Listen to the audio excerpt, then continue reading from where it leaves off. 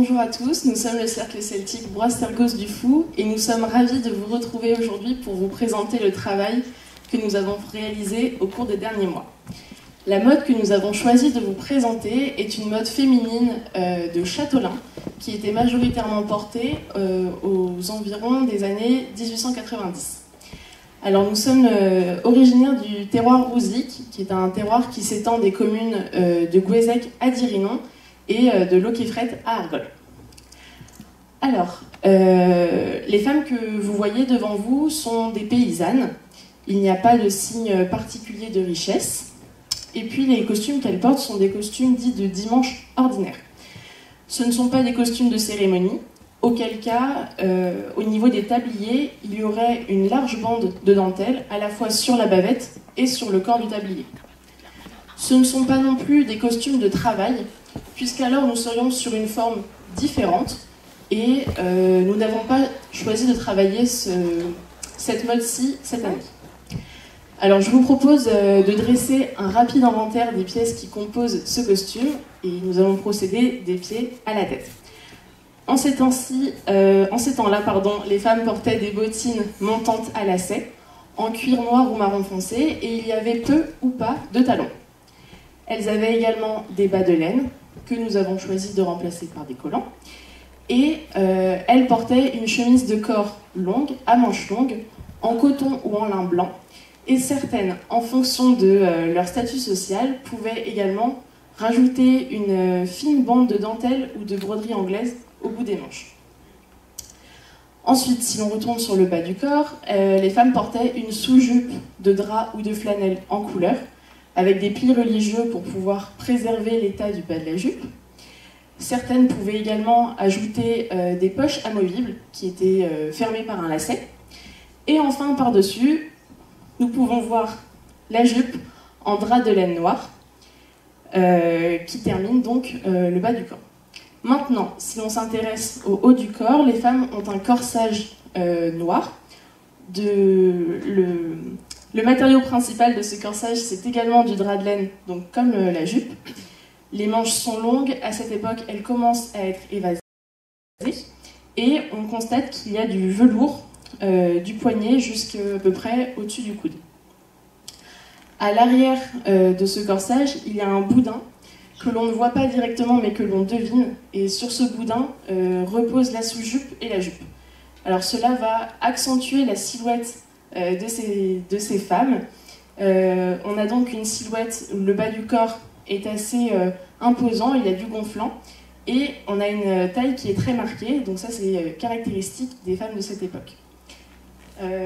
Sur le devant, le corsage est fermé par un laçage, et pour cacher ce laçage et le reste de la poitrine, les femmes portent un croisé. Alors, ce qui rappelle la mode de Châtelain et que vous pouvez voir ici, c'est que le haut du croisé est très droit. Et puis également, c'est très discret, mais il y a deux coutures en diagonale de part et d'autre du croisé. Le haut du croisé est en velours et le bas en drap de laine. Par-dessus, nous avons les tabliers qui sont soit en lainage, soit en coton. Et puis enfin, nous avons une parure col-coiffe. Alors le col est en voile de coton blanc ou en batiste. Et il y a également une partie que vous ne pouvez pas voir, mais nous avons un rabat en coton qui descend jusqu'au milieu du dos et qui nous permet de maintenir le col en place.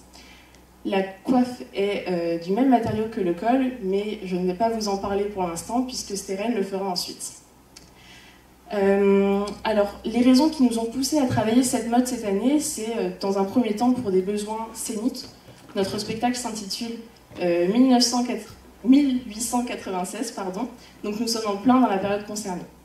De plus, au cercle, nous n'avions que 6 costumes, donc pas assez pour vêtir toutes nos danseuses.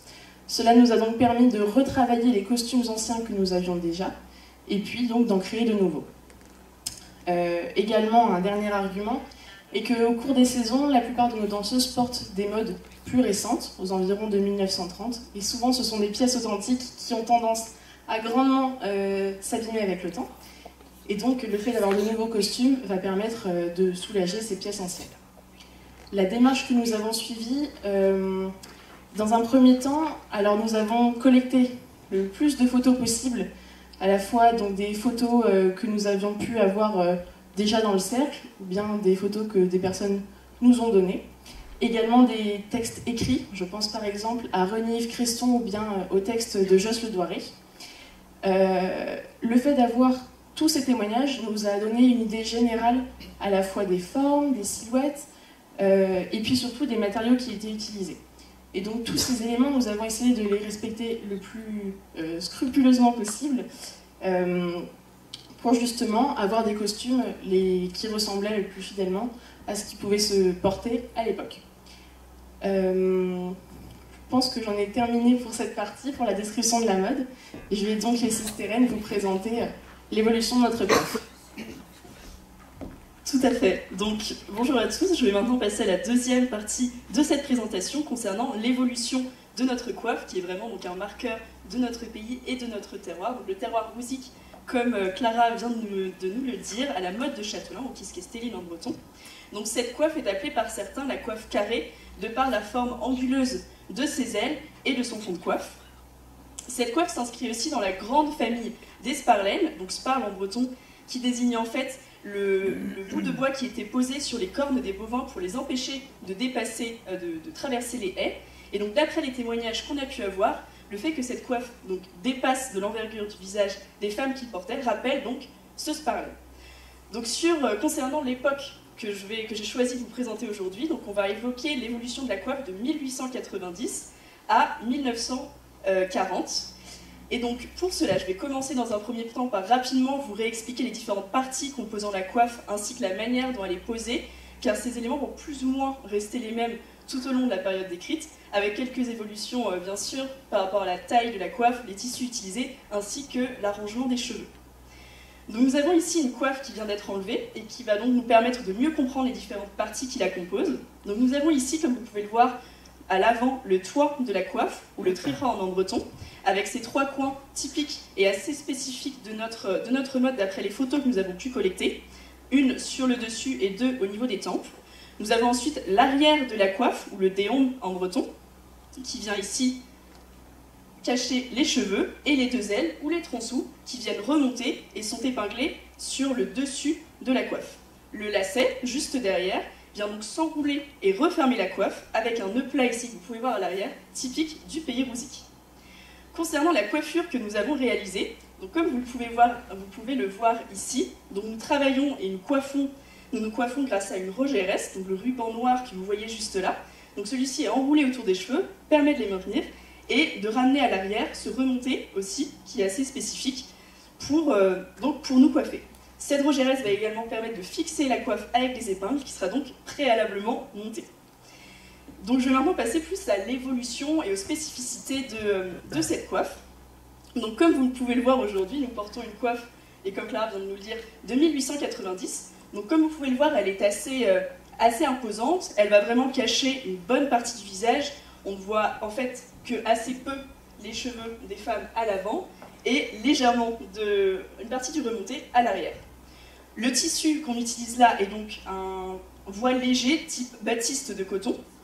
Ce tissu va donc ensuite évoluer dans les années 1900 avec une mousseline ou un gaze de coton qui sera un peu plus léger et qui va permettre donc, donc dans les années, un peu plus tard dans les années 1910 ou autour de ces années-là, de venir agrémenter la coiffe avec des choses qui sont assez spécifiques à notre terroir, telles que des plumes, des fleurs ou rosaines ou de la dentelle sur le dessus.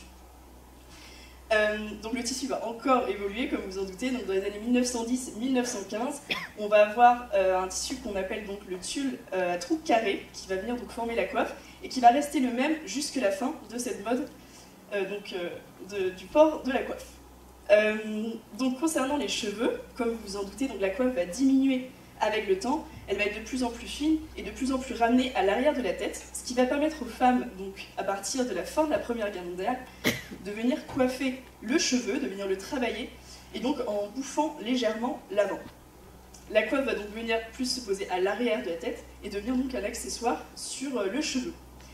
Les plus grandes coiffures vont être, elles, plutôt trouvées donc, dans les années 1925-1935. On aura un petit peu plus de fantaisie, un petit peu plus de volume sur l'avant et un tout petit peu sur les côtés. Et donc d'après les dires et les images qu'on a pu voir, on peut dire que Donc quand la coiffe était portée, on pouvait de temps en temps ne voir que dépasser 2 fines ailes de chaque côté du visage. Donc la coiffe a vraiment diminué et beaucoup plus fine. Et dans les années 1930-1940, elle va donc à ce moment-là assez peu évoluer. Effectivement, avec l'arrivée du costume de ville, la coiffe en fait ne sera portée que par des femmes qui la portaient déjà auparavant, et donc qui vont garder la même mode finalement. Et de par leur statut social et leur âge, elles vont retourner sur des coiffures qui seront un petit peu plus simples, un peu plus tirées. Et donc ça va être de cette manière-là qu'elle va être portée jusque la fin.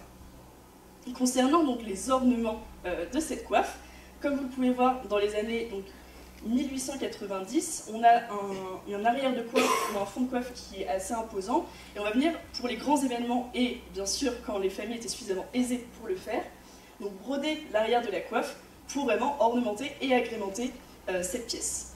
Plus on va avancer dans le temps, plus les ornements vont être localisés, et donc on aura plutôt un long bandeau en fait, de broderie sur le bas de la coiffe, avec des motifs fleuris ou des petits motifs géométriques. Les ailes vont aussi pouvoir être agrémentées en les bordant de dentelles entre les années 1890 et 1910. Donc pour finir et pour récapituler un petit peu ce que je viens de vous dire, donc voilà une image des croquis qui ont été réalisés par Jos Bédoiré, donc quelqu'un qui a énormément travaillé, comme on vient de vous le dire, sur le terroir rousique. Et donc vous pouvez voir ici l'évolution de cette coiffe, avec une coiffe qui était assez imposante dans les années 1890 et qui va petit à petit diminuer, que ce soit en taille ou en largeur, pour ensuite donc, venir former cette coiffe beaucoup plus fine, avec un travail sur le cheveu beaucoup plus développé. C'était donc cette partie sur la présentation de la coiffe, donc je laisse maintenant la place aux questions. Merci beaucoup.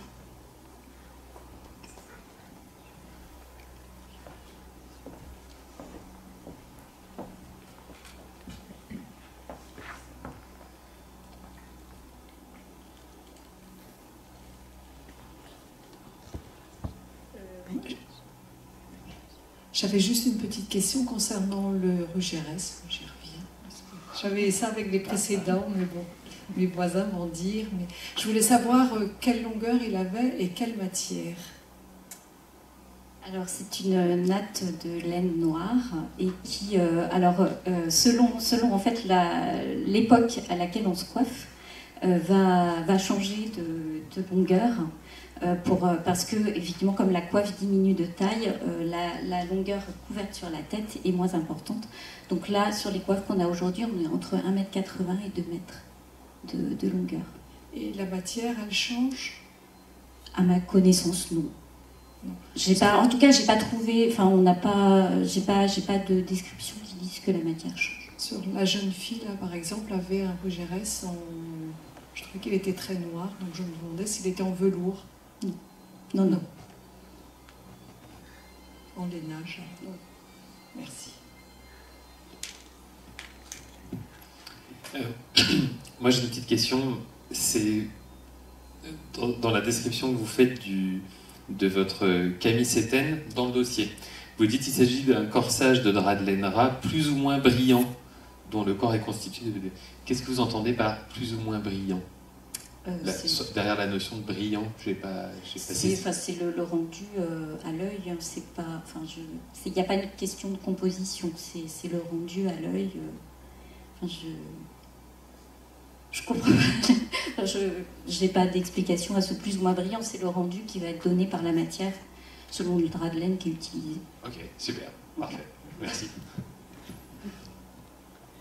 Alors, moi je suis dans les petits détails, hein, mais bon, les choses qu'on ne voit pas en plus. Donc le boudin, je n'ai pas vu le boudin, donc je ne sais pas non plus quelle taille il a. Alors, vous avez expliqué qu'il était attaché en 3 endroits, donc je pense qu'il n'est pas tout petit. Non, c'est un boudin qui va vraiment aller jusqu'ici et il va être attaché sur le devant par un ruban. Et à l'arrière, il y a trois rubans qui l'attachent, qui permettent de le maintenir au bon niveau, au niveau de la taille sur le corsage. Et on va aussi l'attacher devant, sur l'avancée, sur l'avant. Mais c'est un boudin qui fait les 2 tiers de la taille, du tour de taille. Donc ça veut dire qu'il est amovible? Oui. Donc ça veut dire que certaines peuvent ne pas en avoir? Oui, mais c'était à cette époque, en tout cas, il était porté parce que c'était la silhouette qui était voulue à ce moment-là. Et il a été porté jusqu'à la fin, en tout cas sur ce type de costume. Alors il était beaucoup plus petit à la fin, effectivement, en tout cas sur notre terroir, il était beaucoup plus petit, il était vraiment limité à l'arrière, enfin au dos. Il s'enroulait pas au dos. Voilà. Et en termes de confort, alors moi je m'en porte pas personnellement, mais il faut savoir que voilà, elles ont une sous-jupe, une jupe, donc c'est assez lourd, et le fait juste d'avoir le boudin, c'est un confort supplémentaire parce que ça permet de reposer le tout aussi. Oui, bien sûr, autrement la jupe retombe sur l'arrière. Oui. Et le contenu de ce boudin, vous savez, qu'est-ce qu'il y avait à l'intérieur? Ce sont des morceaux de tissu qui sont enroulés, recyclés, enfin voilà. Moi j'avais une question sur une photo du dossier. C'est la photo de la collection Christophe Le Guen avec les 4 dames qui sont assises. Voilà. Sur la première dame qu'on voit devant, le col paraît différent des autres. Alors je ne sais pas si. En fait, elle a un petit foulard posé sur son col, un foulard noir. D'accord, ok. Merci. Ça se faisait pour tenir chaud aussi au cou. D'accord. Merci. C'est bon pour vous, donc c'est bon pour vous également. Merci beaucoup au groupe du Fou.